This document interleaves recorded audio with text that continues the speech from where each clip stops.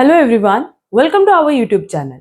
अब हमारा आज का discussion statistical description of data के एमसीक्यूज पे होने वाला है।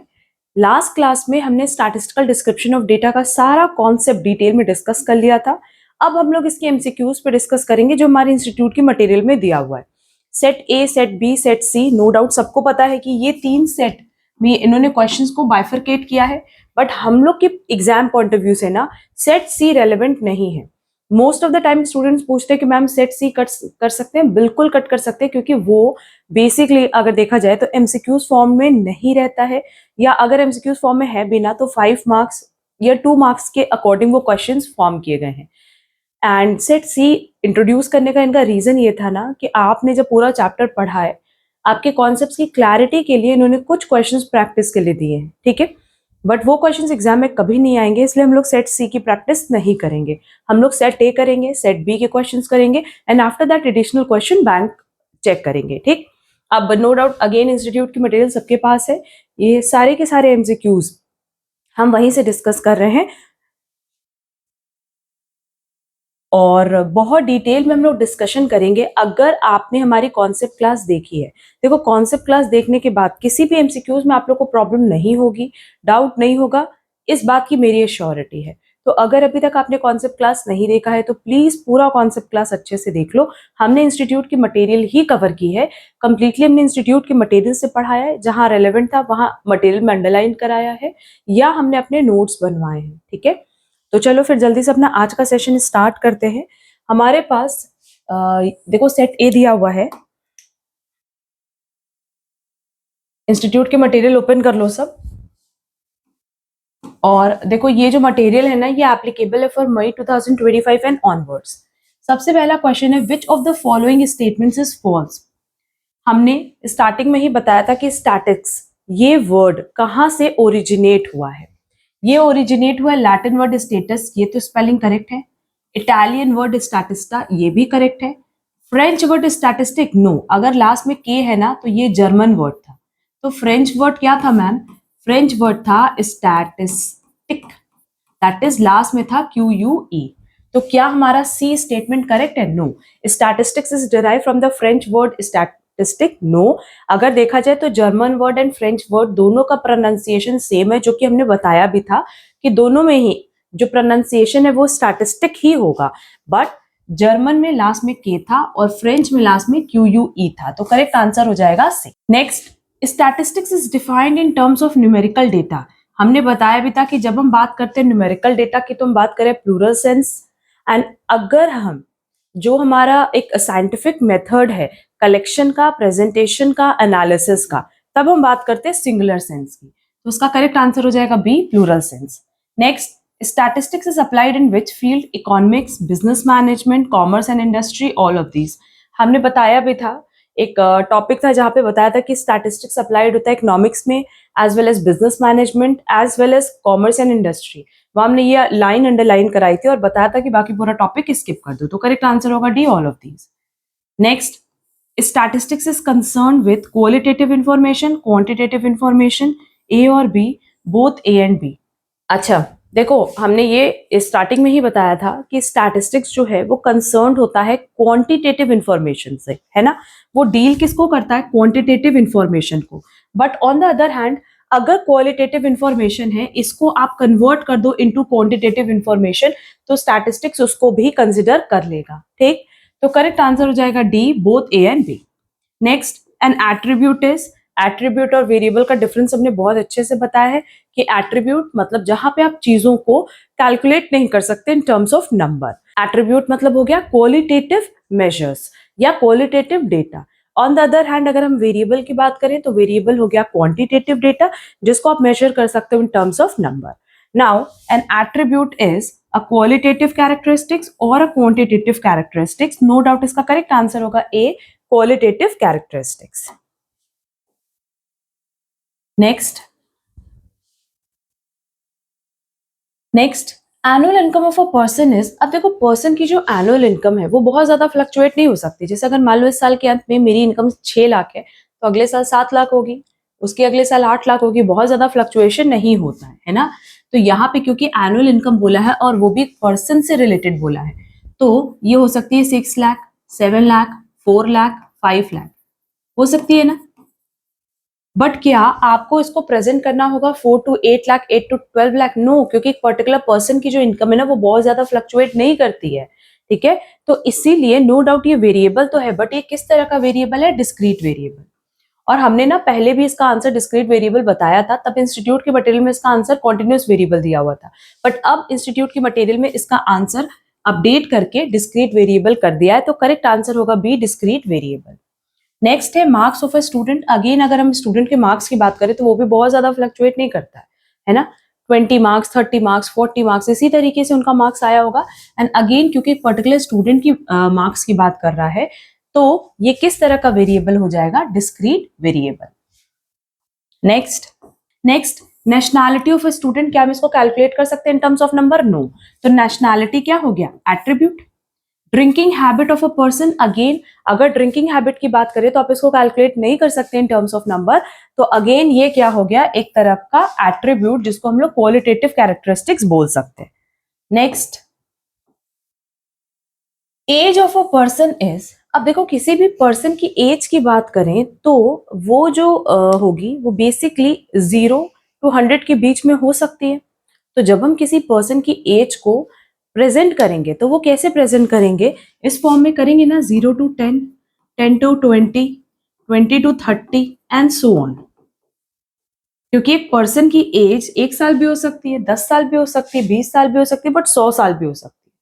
तो कहीं ना कहीं ये लिमिटेशन है ना, और इसको आप डिस्क्रीट फॉर्म में नहीं प्रेजेंट कर सकते, क्योंकि अगर हम इसको डिस्क्रीट में प्रेजेंट करने जाएंगे तो 0, 1, 2, 3, 4 से लेके पूरा 100 तक जाना होगा, ठीक है। इसीलिए आप इसको प्रेजेंट करते हो कैसे? कॉन्टिन्यूअस सीरीज में।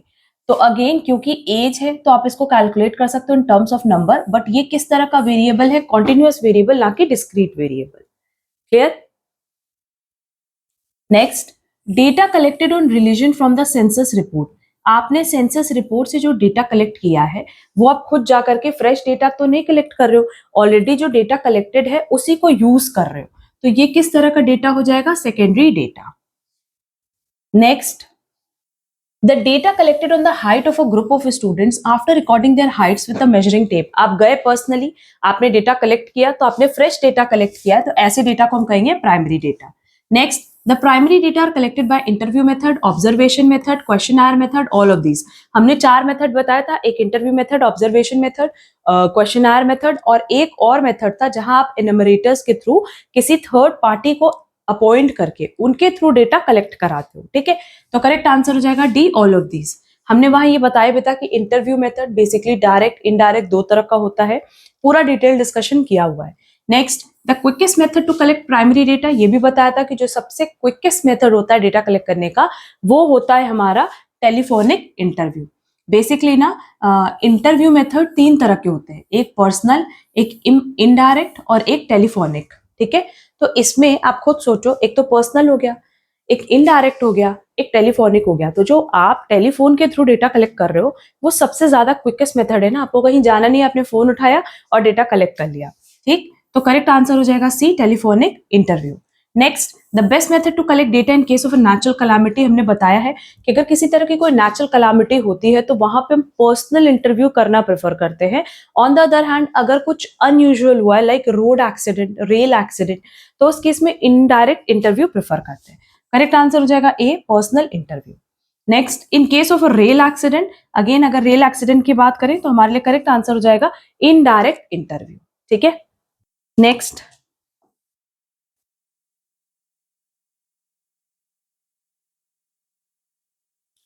which method of data collection covers widest area? Telephone interview method, mail questionnaire method, direct interview method. ये भी हमने बताया कि अगर मेल क्वेश्चनआयर मेथड की बात करें तो एट अ टाइम आप बहुत सारे लोगों को एक साथ मेल कर सकते हो। तो जब भी हम वाइडेस्ट एरिया कलेक्ट करने की बात करेंगे कि सबसे वाइडेस्ट एरिया कौन सा मेथड कवर कर रहा है, वो होगा मेल्ड क्वेश्चनआयर मेथड, क्योंकि उसमें आप एट अ टाइम बहुत सारे लोगों को जो आपका क्वेश्चनआयर है वो सेंड करके डेटा कलेक्ट कर सकते हो। The amount of non-responses is maximum in mail questionnaire method, interview method, observation method, all of these. देखो इंटरव्यू और ऑब्जर्वेशन में तो नो डाउट आप डायरेक्ट या इनडायरेक्ट इंटरव्यू ले रहे हो, ऑब्जर्वेशन में भी आप खुद जाकर के ऑब्जर्व करके डेटा कलेक्ट कर रहे हो, तो वहां पे ना नॉन रिस्पॉन्सेज का चांसेस ही नहीं है। आप सामने वाले से पूछोगे तो आपको आंसर करेगा ही करेगा। बट मेल क्वेश्चनायर मेथड में क्या होता है कि आपने मेल कर दिया तो कोई जरूरी नहीं कि आपने मेल का सब लोग रिप्लाई करे ही करे, ठीक है। तो सबसे ज्यादा नॉन रिस्पॉन्सेज कहाँ होता है? Mail questionnaire method. Next, some important sources of secondary data are international government sources, international primary sources, private primary sources, government sources। देखो हमने सेकेंडरी डेटा को कलेक्ट करने के 4 तरीके बताए थे, जिसमें कि international and government sources correct answer होगा। करेक्ट आंसर हो जाएगा हमारा A. Next, internal consistency of the data collected data can be checked when. अब आपने डेटा कलेक्ट तो कर लिया, अब आपको ये देखना है कि वो कंसिस्टेंट है या नहीं है। तो उसके लिए आप क्या करोगे? Internal data are given, external data are given, 2 और more series are given, a number of related series are given. खुद सोचो कि उसी तरह की कई सारी सीरीज अगर आपके पास दी होगी तो आप कंपैरिजन कर लोगे। कंपैरिजन कर लोगे तो बहुत ही इजीली आप उसकी कंसिस्टेंसी को चेक कर पाओगे। तो करेक्ट आंसर हो जाएगा D, a number of related series are given. Next,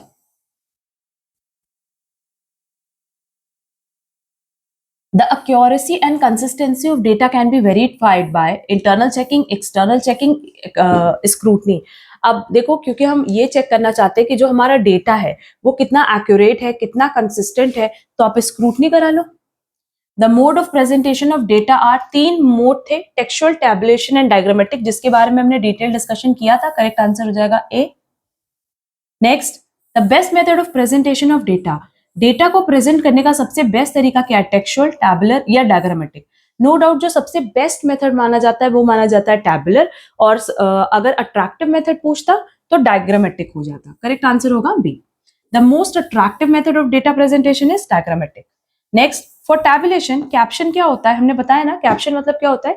column या सब कॉलम की हेडिंग।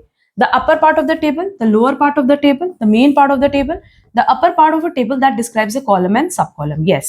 और अगर सिर्फ अपर पार्ट पूछता ना तो ये बॉक्स हेड हो जाता, जहां पे column, sub column, title number, table number सब कुछ होता। ठीक।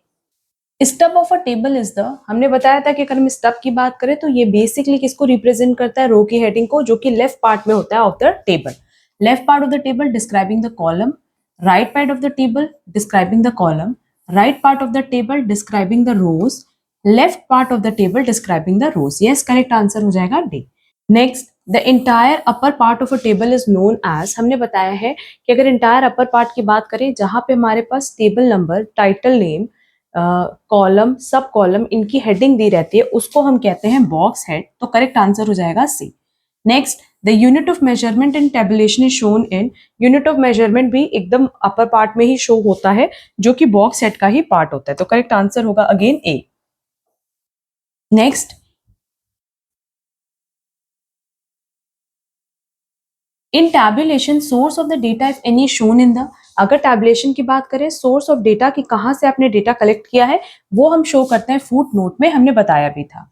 Next, which of the following statement is untrue for tabulation? Statistical analysis of data requires tabulation. Yes, हमने ये लाइन भी हमने अंडरलाइन कराई थी कि अगर हम बात करें स्टैटिस्टिकल एनालिसिस की तो ये तभी पॉसिबल है जब टैबुलेशन हो सके। It facilitates comparison between rows and not columns. No, ये तो रोज और कॉलम्स दोनों में ही कंपैरिजन देता है ना। अगर हम टैबुलेशन की हेल्प ले रहे हैं तो रोज में भी कंपैरिजन कर सकते हैं, कॉलम्स में भी कंपैरिजन कर सकते हैं। Complicated data can be presented. Yes, diagrammatic representation of data requires tabulation. हाँ, अगर आपको डायग्रामेटिक रिप्रेजेंटेशन करना है, लाइन डायग्राम, बार डायग्राम या पाई चार्ट, तो उस केस में टैबुलेशन की जरूरत होती है। बट कौन सा स्टेटमेंट इनकरेक्ट है? B, it facilitates comparison between rows and not columns. क्यों? ये तो रोज में भी कंपैरिजन देगा, कॉलम्स में भी कंपैरिजन देगा। तो करेक्ट आंसर हो जाएगा B. Next, hidden trend if any in the data can be noticed in, अगर हिडन ट्रेंड है, छुपा हुआ ट्रेंड है, तो वो सिर्फ और सिर्फ आपको डायग्रामेटिक रिप्रेजेंटेशन से ही पता चल पाता है। Next, diagrammatic representation of data is done by diagrams, charts, pictures, all of these। no doubt इन सबके थ्रू diagrammatic representation possible है। next, the most accurate mode of data presentation is diagrammatic method, tabulation, textual presentation, none of these। देखो accurate method की बात करें तो tabulation है, क्योंकि इसमें ना कभी भी आप जो डेटा है उसको पॉइंट में, परसेंटेज में हाइड नहीं करते, ठीक है। बट अगर डायग्रामेटिक प्रेजेंटेशन है तो कई बार क्या होता है कि राउंड ऑफ कर देते हैं ना, लाइक 33.33% है तो उसको 34% कर देते हैं, ठीक है। तो करेक्ट आंसर हो जाएगा बी की टैबुलेशन में आपको एक्यूरेट मोड मिलता है। Next, the chart that uses logarithm of the variable is known as, log कहाँ यूज होता है, रेशियो चार्ट में। नेक्स्ट, मल्टीपल लाइन चार्ट, देखो हमने ये पॉइंट भी डिस्कस किया हुआ है कि मल्टीपल लाइन चार्ट और मल्टीपल एक्सेस चार्ट में बहुत छोटा सा डिफरेंस है कि मल्टीपल लाइन चार्ट में बेसिकली हम लोग सेम यूनिट्स लेके चलते हैं और एक्सेस चार्ट में डिफरेंट यूनिट्स लेके चलते हैं, ठीक। यहाँ लिखा है शोइंग मल्टीपल चार्ट्स, टू और more related time series when the variables are expressed in the same unit. Yes, correct answer हो जाएगा B. Next, multiple axis line chart is considered when there is more than one time series, the units of the variables are different, A और B, A and B। हाँ, एक से ज्यादा time series होनी चाहिए पहला, दूसरा जो वेरिएबल्स की यूनिट्स है वो डिफरेंट होनी चाहिए। तो करेक्ट आंसर हो जाएगा D, both A and B are correct. Next, horizontal bar diagram and vertical bar diagram हम कब यूज करते हैं, ये पॉइंट भी हमने डिस्कस किया हुआ है।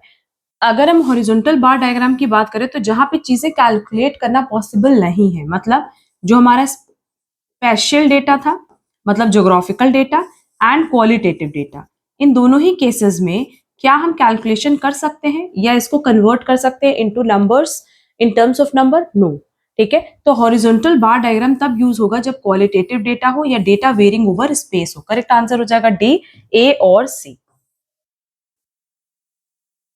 नेक्स्ट,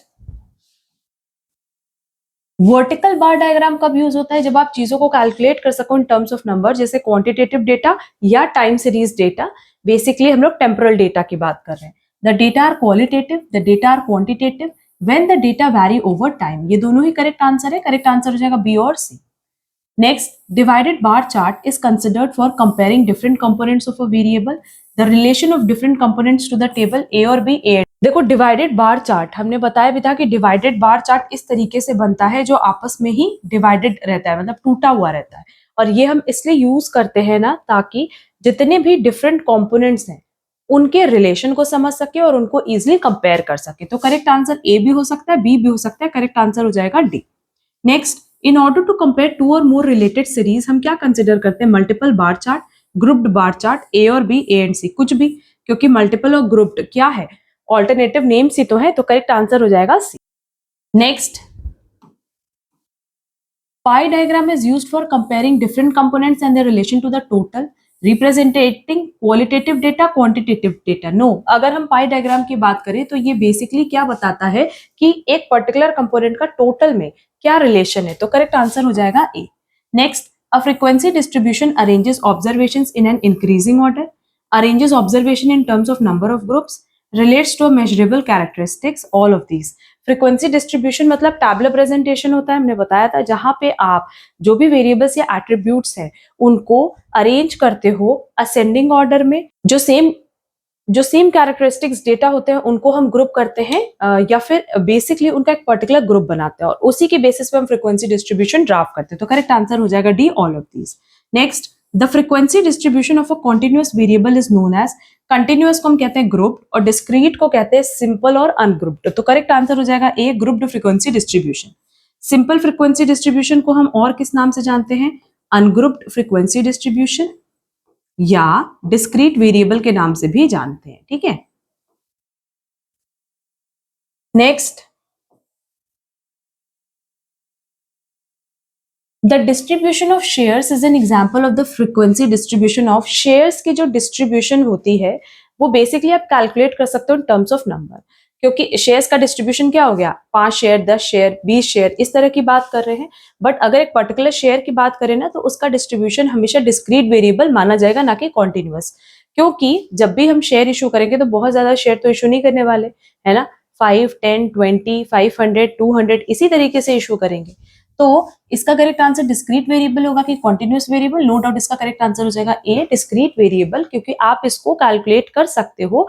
जैसे डिस्ट्रीब्यूशन ऑफ शेयर्स है तो 1000, 2000, 3000 इस तरीके से हम इसको प्रेजेंट कर सकते हैं। Next, the distribution of profits of a blue chip company. Blue chip company की प्रॉफिट तो कुछ भी हो सकती है, लाखों में हो सकती है, करोड़ों में हो सकती है ना, 1 लाख से 10 लाख, 10 लाख से 20 लाख, इस तरह से हमें प्रेजेंट करना होगा। तो नो डाउट, क्योंकि आप इसको कैलकुलेट कर सकते हो इन टर्म्स ऑफ नंबर, तो है तो ये वेरिएबल, बट किस तरह का वेरिएबल है, continuous variable. Next, mutually exclusive classification. Mutually exclusive classification मतलब एक्सक्लूसिव सीरीज की बात कर रहा है, जहां अपर लिमिट इस क्लास में ना इंक्लूड करके इस क्लास में इंक्लूड करते हैं, ठीक है। तो excludes both the class limits, excludes the upper class limit but includes the lower class limit, includes the upper class limit but excludes the upper class limit. No, अगर देखा जाए तो लोअर क्लास लिमिट को तो हम इस particular class में include करें, बट क्या अपर क्लास लिमिट को इंक्लूड करें? नो। तो करेक्ट आंसर हो जाएगा B. Next, mutually inclusive classification. अब देखो, म्यूचुअली इंक्लूसिव क्लासिफिकेशन की बात करें मतलब 0 to 9, 10 to 19, 20 to 29, है ना। मतलब इस पर्टिकुलर क्लास में 0 भी इंक्लूडेड है, 9 भी इंक्लूडेड है, इस पर्टिकुलर क्लास में 10 भी इंक्लूडेड है, 19 भी इंक्लूडेड है। तो ऐसा ही तो हम डिस्क्रीट सीरीज में भी करते हैं ना। अगर मान लो डिस्क्रीट सीरीज दी है 1 2 3 4, तो इस पर्टिकुलर क्लास में 0 इंक्लूड होगा, इसमें 1 इंक्लूड होगा, इसमें 2 इंक्लूड होगा, एंड सो ऑन। तो क्या हम म्यूचुअली इंक्लूसिव क्लासिफिकेशन को डिस्क्रीट वेरिएबल बोल सकते हैं, कॉन्टिन्यूस वेरिएबल बोल सकते हैं, एट्रीब्यूट बोल सकते हैं? नो डाउट, अगर म्यूचुअली इंक्लूसिव है, क्योंकि वहां पे आप सारे डेटा को, चाहे वो लोअर क्लास हो चाहे अपर क्लास हो, आप उसको इंक्लूड कर रहे हो, तो वो अगर देखा जाए तो डिस्क्रीट वेरिएबल जैसा ही है, क्योंकि डिस्क्रीट वेरिएबल में भी आप सारे के सारे वेरिएबल्स को या सारे डेटास को इंक्लूड करते हो उस पर्टिकुलर क्लास में। इसी तरीके से म्यूचुअली इंक्लूसिव में भी इंक्लूड कर रहे हैं, तो करेक्ट आंसर हो जाएगा A. Next, mutually exclusive classification और एक्सक्लूसिव क्लासिफिकेशन क्या हो जाएगा, कॉन्टिन्यूअस वेरिएबल, क्योंकि ये इस तरीके से प्रेजेंट करते हैं ना 0 to 10, 10 to 20, 20 to 30। तो यहाँ क्या होता है कि 10 इस पर्टिकुलर क्लास में ना इंक्लूड करके दूसरी क्लास में इंक्लूड करे, तो ये हो जाएगा हमारा कॉन्टिन्यूअस वेरिएबल। ठीक, ये क्या है, ये कॉन्टिन्यूअस वेरिएबल ही है ना। Next, the lower class boundary is. देखो, हमने ना ये टॉपिक भी आप लोगों को बहुत अच्छे से क्लियर किया था कि हमारे पास दो तरह की सीरीज होती है, एक होती है एक्सक्लूसिव सीरीज और एक होती है इंक्लूसिव सीरीज, बताया था ना। इसमें नोट्स भी बनवाया है कि एक्सक्लूसिव सीरीज क्या होता है, इंक्लूसिव सीरीज क्या होता है। अब एक्सक्लूसिव सीरीज में होता है लोअर क्लास लिमिट, अपर क्लास लिमिट, और इनके डिफरेंस को हम कहते हैं क्लास इंटरवल, ठीक है। और इंक्लूसिव में हमने बताया था कि जब हम कन्वर्ट करते हैं इंक्लूसिव को एक्सक्लूसिव में, तो हम टर्म यूज करते हैं lower class boundary, upper class boundary, और इसके डिफरेंस को हम कहते हैं क्लास मैग्नीट्यूड या क्लास लेंथ। याद होगा। तो देखो, लोअर क्लास बाउंड्री क्या हो जाएगा, नो डाउट अगर हम लोग लोअर क्लास बाउंड्री की बात करें तो it is the kind of lower class limit, क्योंकि बेसिकली बाउंड्री टर्म हम यूज करें कन्वर्टेड सीरीज के लिए। बट अगर मान लो आप इसको कन्वर्ट नहीं करते, तो आप इस इंक्लूसिव सीरीज की लोअर क्लास को कहते हैं lower class limit, upper class को कहते हैं अपर क्लास लिमिट, है ना। हमने बताया था कि जब हम कन्वर्ट करते हैं सीरीज को, तो भाई हमें कुछ तो नाम चेंज करना पड़ेगा ना, क्योंकि जब आप देखोगे लोअर क्लास बाउंड्री तो आपको समझ में आ जाएगा कि अच्छा, एक्सक्लूसिव सीरीज को इंक्लूसिव सीरीज में कन्वर्ट किया गया है, ठीक है। तो लोअर क्लास बाउंड्री बेसिकली क्या हो गया, a lower limit to lower class length, a lower limit to lower class limit, ठीक है। Next, and the upper class boundary क्या हो जाएगी, अपर क्लास बाउंड्री बिल्कुल सिमिलर होगी upper limit to upper class limit के अकॉर्डिंग, मतलब जो यूसीबी है वही तो यूसीएल भी होगा, ठीक है। अगर मान लो ये कन्वर्टेड सीरीज नहीं होती तो आप अपर क्लास लिमिट भी इसको बोल सकते थे। हमने पहले भी बताया कि एक्सक्लूसिव सीरीज है, इंक्लूसिव सीरीज है, दोनों के लिए हम टर्म क्या यूज करेंगे, lower class limit, upper class limit. But अगर हमने इसको कन्वर्ट कर दिया एक्सक्लूसिव सीरीज में, तो हम टर्म यूज करेंगे lower class boundary, upper class boundary. Clear है। Next, length of a class is. अब यहाँ पे देखो, अभी हमने बताया ना कि क्लास लेंथ बेसिकली किसके बीच का डिफरेंस होता है, lower class boundary upper class boundary के बीच का जो डिफरेंस होता है उसको हम क्लास मैग्नीट्यूड या क्लास लेंथ के नाम से जानते हैं। ऑन द अदर हैंड, अगर lower class limit upper class limit का डिफरेंस देखें तो उसको हम जानते हैं क्लास इंटरवल के नाम से। तो ये हो जाएगा difference between the UCB and LCB of that class, that is correct answer हो जाएगा A. Next, for a particular class boundary, the less than cumulative frequency and more than cumulative frequency add up to। याद है बताया था कि अगर 10, 20, 30 इस तरह से दिया हुआ है, ऐड कैसे करोगे, 10, 10 plus 20, 10 plus 20 plus 30। तो ये क्या है, आप टोटल फ्रीक्वेंसी तक इसको ऐड कर रहे हो, तो करेक्ट आंसर हो जाएगा A, total frequency. Next, frequency density corresponding to a class interval is the ratio of, हमने बताया है कि फ्रीक्वेंसी डेंसिटी का फॉर्मूला होता है class frequency divided by class length, जो कि ऑप्शन बी में दिया है। Next, relative frequency for a particular class. अब रिलेटिव फ्रीक्वेंसी का फॉर्मूला याद है, class frequency divided by total frequency, बताया था। और अगर परसेंटेज फ्रीक्वेंसी निकालना होता तो इसी में 100 मल्टीप्लाई कर देते, तो ये वैल्यू हमेशा 0 to 1 के बीच में लाई करेगी। दैट इज करेक्ट आंसर हो जाएगा A, lies between 0 and 1। Next, mode of a distribution can be obtain from, mode हम फाइंड आउट कर सकते हैं with the help of histogram. Histogram less than type ogive, more than type ogive, frequency polygon. Ogive से हम क्या find out कर सकते हैं, median, quartile, percentile, decile. But अगर मोड की बात करें तो ये हम फाइंड आउट कर सकते हैं with the help of histogram. Next, median of a distribution can be obtained from frequency polygon, histogram, less than type ogive, none of these. No doubt correct answer होगा C, less than type ogive. Next, a comparison among the class frequencies is possible only in frequency polygon, histogram, ogives A और B. Class की frequencies में अगर आपको comparison करना है तो ये पॉसिबल है only with the help of histogram. That is correct answer होगा B. Next, frequency curve is a limiting form of, frequency curve के लिए पहले आपको हिस्टोग्राम बनाना होता है, फिर उसके मिड पॉइंट्स को ज्वाइंट करना होता है जो कि फ्रीक्वेंसी पॉलीगन कहलाता है, फिर उसको फ्री हैंड जब हम ये स्मूथली उसको ड्रॉ कर देते हैं तो वो बनता है फ्रीक्वेंसी कर्व। तो it is a limiting form of frequency polygon as well as histogram. Correct answer क्या होगा, ए। तो इसका करेक्ट आंसर हो जाएगा ए और बी की फ्रीक्वेंसी पॉलीगन या हिस्टोग्राम का ही लिमिटिंग फैक्टर है, तो करेक्ट आंसर होगा C. Next, most of the commonly used frequency curve, हमने बताया भी था कि ज्यादातर जो फ्रीक्वेंसी कर्व यूज होता है जैसे हाइट के लिए, वेट के लिए, मार्क्स के लिए, प्रॉफिट के लिए, वो है bell shaped curve. Mixed, U shaped, inverted J shaped, bell shaped, इस तरीके से बनता है ना, और ये ज्यादातर यूज होता है, तो करेक्ट आंसर हो जाएगा D, bell shape. Next, the distribution of profit of a company follows, company का जो प्रॉफिट है अगर हमें वो प्रेजेंट करना है तो वो हम हमेशा बेल शेप्ड फ्रीक्वेंसी कर्व के थ्रू ही प्रेजेंट करेंगे, तो करेक्ट आंसर हो जाएगा सी, क्योंकि स्टार्टिंग में धीरे धीरे बढ़ता है फिर मैक्सिमम पे जाकर के फॉल करने लगता है। क्लियर, तो करेक्ट आंसर हो जाएगा सी, बेल शेप्ड फ्रीक्वेंसी कर्व।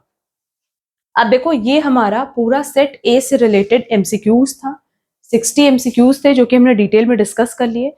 अब हम लोग देखेंगे सेट बी से रिलेटेड एमसीक्यूज नेक्स्ट क्लास में, एंड आफ्टर दैट हम लोग एडिशनल क्वेश्चन बैंक देखेंगे।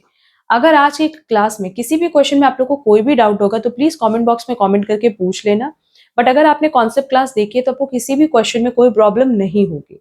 अच्छा, जैसे हमारा एडिशनल क्वेश्चन बैंक कंप्लीट हो जाएगा ना, हम एक रिविजन क्लास या हाइलाइट्स करके क्लास अपलोड कर देंगे related to statistical distribution of data, जिसमें वो सारे रेलेवेंट पॉइंट्स हम इंक्लूड कर लेंगे जो कि हमने क्लास में पढ़ाए थे।